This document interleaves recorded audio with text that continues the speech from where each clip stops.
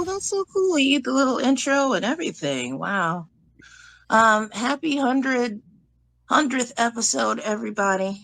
I am suffering from a migraine, and I'm not going to make it to the show, but I wanted to go ahead and give you my top five while I'm up and about. Um, so, my top five songs by individuals from the Rock and Roll Hall of Fame go as follows. Number one is going to be Muddy Waters, Mannish Boy. Muddy Waters has been a staple in my life, just overall. Blues has been a staple in my life. It's what I cut my teeth on, that and gospel music. And one of the things that I really liked about this particular project was that there was so many different types of music in the Rock and Roll Hall of Fame, and it's all innovative, all absolutely beautiful. And Muddy Waters, Mannish Boy, is definitely the song that if you want to cut your teeth to some blues, that's the song that you're going to listen to. And it's very interesting and creative and a little bit raunchy. And that's what I like about that song. I also like Coco Taylor's response, which is I'm a Woman. Coco Taylor, one of my favorite artists, just ever, was such a powerful woman. And she wanted to be right up there with the male blues singers, and she really did her thing.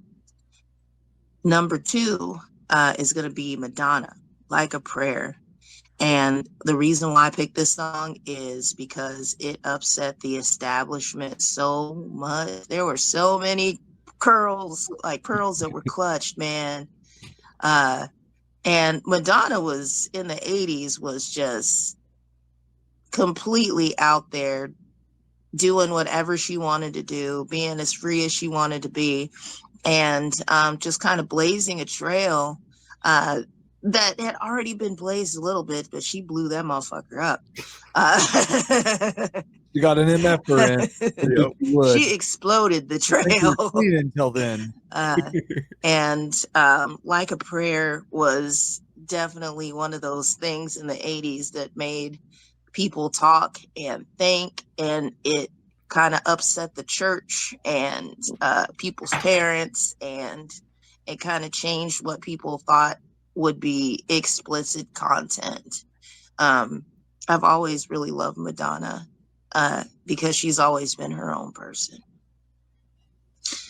Number three, when I was looking through the list, it was a lot of people that I knew, and I wanted to go through some artists that I didn't really know or wasn't really familiar with and pick somebody for number three. Number three is going to be Ruth Brown. And Ruth Brown was sassy. She was beautiful, but she was sassy, and she sung songs about just being sick and tired of the status quo. Even when she was doing her thing in the 60s, she didn't have the same rhetoric. I don't know if that's the right word to use, as everyone else, to where you're just in love or being cheated on or whatever else. She was just talking about how she was just absolutely sick about it. She's tired of how things are going. And the song that I picked by Ruth Brown is called If I Can't Sell It, I'll Keep It. If I Can't Sell It, I'll Keep Sitting on It.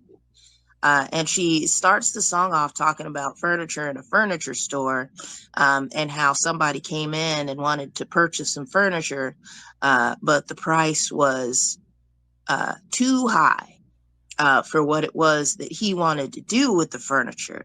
And she advised that if the price is too high, then he could just keep on going, and she'll just continue to sit on it. And she had a lot of value in her furniture, and her furniture was velvety and silky, and her furniture had long legs and was beautiful. And y'all, she was not talking about furniture. She was not talking about furniture. I heard this song the first time. I threw my shoe across the street, hit one of the neighbor kids. I said, "What?" I said, "Tell him, Ruth." That's what I said. I said, "Tell him." It's beautiful. Number four, Parlament, Funkentelchy, Flashlight. The funk movement was a beautiful movement. And Parliament and the mothership was definitely leading that line at the time as far as innovation and creation. And still to this day, there is no sound like Parliament. It was such a it has been such a beautiful creation that it's been sampled over and over again by so many different things, always replicated but never duplicated. You know what I mean? Parliament and George Clinton have definitely put their stamp in this world. And number 5, I was trying to think of something that was rock and roll to me. I said, what group and what group really represents the rebelliousness and the freedom of rock and roll to me? And there were several. And I gave them all a good consideration. But the one that I really thought about that made the biggest change, at least in my life, in my world, was Rage Against the Machine. Not just because they were just incredible and powerful as a group, but because they took the chance to stand up and fight politically with their music and tell the truth about how things were going in the world. And they held nothing back. And it really did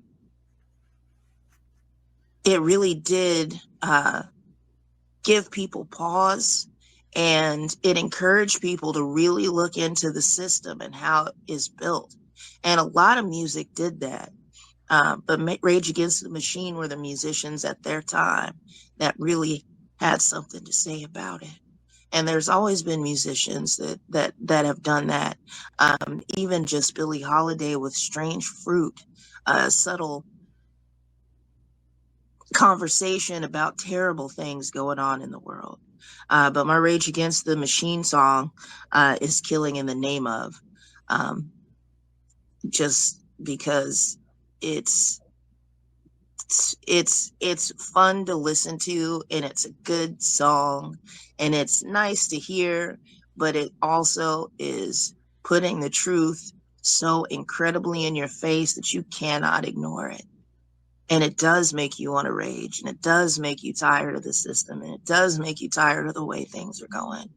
And sometimes the only thing that you can do about it is create and make art. And that's what they did. They made art. I do believe they were involved in some things, but I didn't look it up. But that's about it. So I appreciate being here, even just digitally, for this 100th episode of For Music Lovers Only podcast. I love you guys. Just the journey that we've taken together since we started this thing as a trio has been amazing, and we've really just witnessed and created some valuable moments. And even though we don't have a ton of people looking, I know that we are making a difference.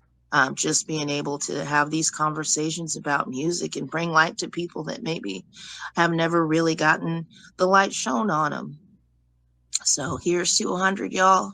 I'm going to go lay back down. Another 100 to go.